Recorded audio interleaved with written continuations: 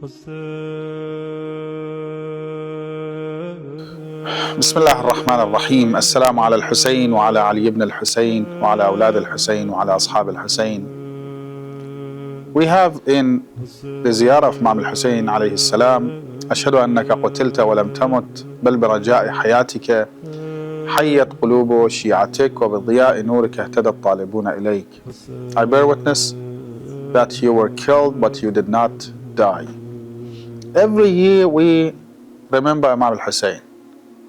We enter Muharram as if we are entering Muharram and commemorating Imam al-Hussein and remembering him for the first time, as if Imam al-Hussein was just recently killed. Why is that? And why do we need to do so and continue doing so up to the reappearance of Imam al-Mahdi, peace be upon him? Some might say, okay, there is no point of attending majalis and listening to the exact same story again and again. However, they are wrong, because the revolution of Imam al-Hussein is so huge and so strong that we cannot consider it as history. Rather, it's something that we need today, and we need it up to the day that Imam Mahdi alayhi salam reappears. Why? Because it's ongoing conflict that exists today as well. The conflict between haqq and batil, falsehood and haqq. The conflict between evil and Almighty God. The conflict between good and bad. It's an ongoing conflict, and the tragedy of Ashura can give us the sharp view that can be used to know what should we do, and how should we act, and how should we face our challenges, and how should we solve our problems, and how should we live. So Imam al-Hussein alayhi salam taught us two major things: to live with dignity and to die with dignity. And that's very important. Of course, if Imam al-Mahdi alayhi salam comes now, probably half of the Shia are willing to sacrifice themselves for his revolution. And they learned that of Imam al-Hussein alayhi salam. If Imam al-Hussein just revives now, comes back to life now, probably 90% of Shia and his followers would sacrifice themselves to protect him. And they learned that of the companions of Imam al-Hussein alayhi salam. So why Imam Mahdi alayhi salam is not reappearing while we have probably 90% of Shia who are willing to sacrifice themselves to Imam al-Hussein and to Imam al-Mahdi, peace be upon him?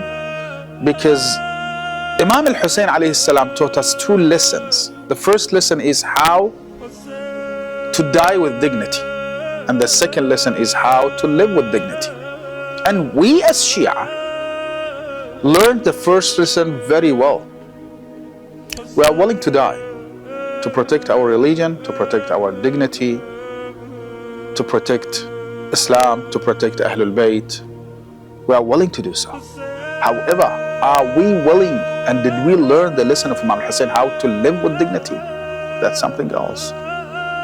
How to live pure and clean and without committing any sins.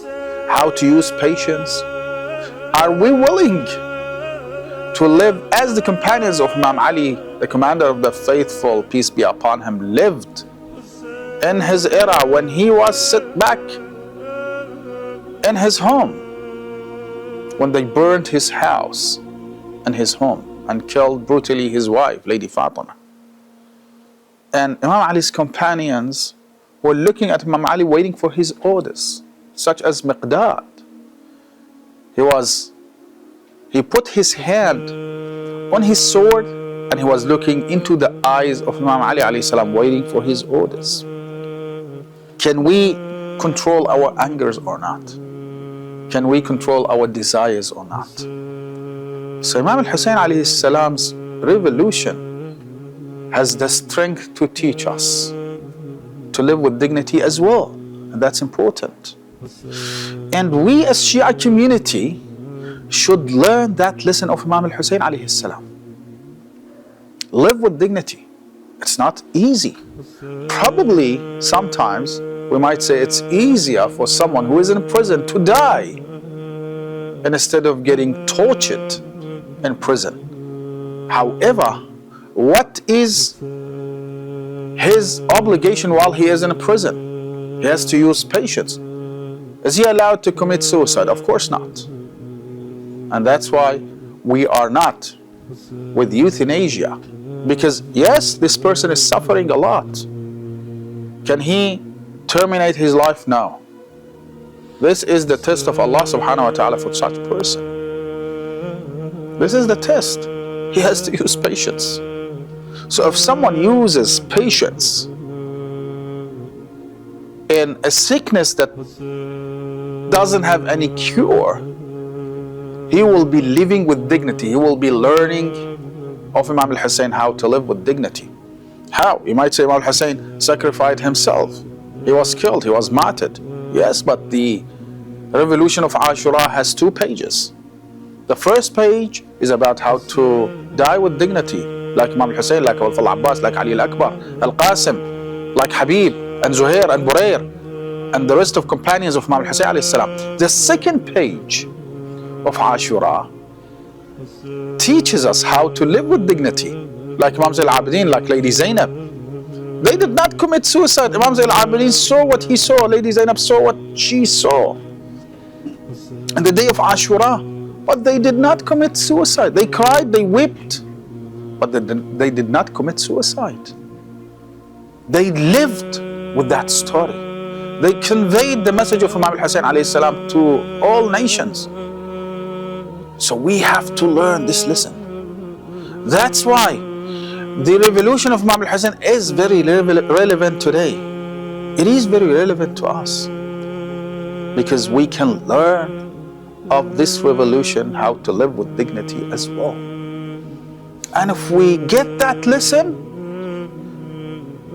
well, as nation, as ummah, then we will be preparing ourselves for the revolution and reappearance of Imam al-Mahdi, peace be upon him. And until that point, until we reach that point, Imam al-Mahdi alayhi salam will stay behind the curtain of occultation and ghaib. So the revolution of Imam Hussein is still alive.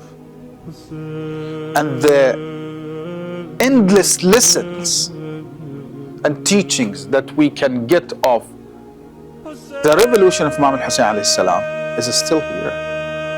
The University of Imam al-Hussein alayhi salam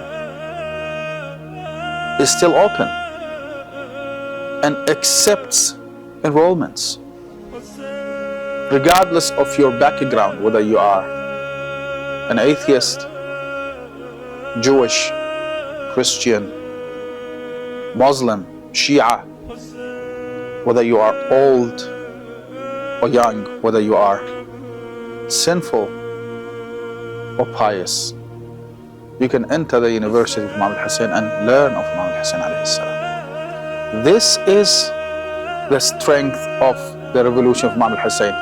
And this is one of the reasons, or I can say one of the main reasons, that is keeping the revolution of Imam al-Hussein alayhi salam alive. And that's why we need to hear the story of Imam al-Hussein again and again and again until we get the message and we derive the new multiple messages and we read between lines of the story of Imam al-Hussein alayhi salam and we apply his teachings in our lives.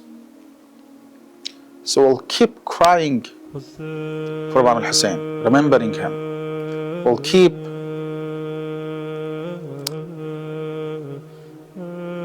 remember what he did and how he sacrificed himself, not only to cry, which of course crying is very important, because crying is the outcome of your inside emotions. What stands behind your tears is a lot, is the deep grief and deep disagreement with what happened to Imam al-Hussein, that might be happening today as well, to oppressed people, to innocent people. We stand with all innocent people around the globe who are getting oppressed around the globe. Kids who are getting killed and bombed. Women who are getting captured as prisoners and killed and tortured. We stand with them, whether they are Muslim, non-Muslim. We stand with all oppressed people. This is what we learned of Imam al-Hussein alayhi salam, and this is the importance of Ashura. So crying is important, but it's not only that, because the teachings of Imam al-Hussein alayhi salam on the day of Ashura, he teaches you the bravery as well, dignity as well, firmness as well, tawheed as well, believing in hereafter as well, how to pray as well. Ashhadu annaka qad aqamta as-salat. I bear witness that you, not only you prayed, you spread the culture of praying. Even in the battlefield, you did not leave, O Hussein, Salat al-Jama'ah, congregational prayers. So we can learn a lot and a lot. We can see the tragedy of Ashura from multiple or endless different angles. A politician can see the tragedy of the Ashura with his mindset, and a revolutionary can see Ashura with his mindset and perceive it. A pious person can see Ashura in accordance to his understanding. A sinful person can see Ashura in accordance to his understanding. So Ashura is a huge, tremendously huge event and saga that happened in the past, but still alive and will stay alive up to the day of judgment.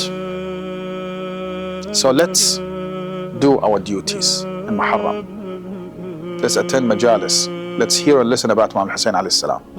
Let's think more about what he did and how he served human beings and humanity. May Allah protect all followers of Ahlul Bayt alayhi salam, protect you, protect the supporters of Ali ibn al-Husayn's foundation and all mu'mineen around the globe. هذا والسلام على الحسين وعلى علي بن الحسين وعلى أولاد الحسين وعلى أصحاب الحسين والسلام عليكم جميعا ورحمة الله وبركاته.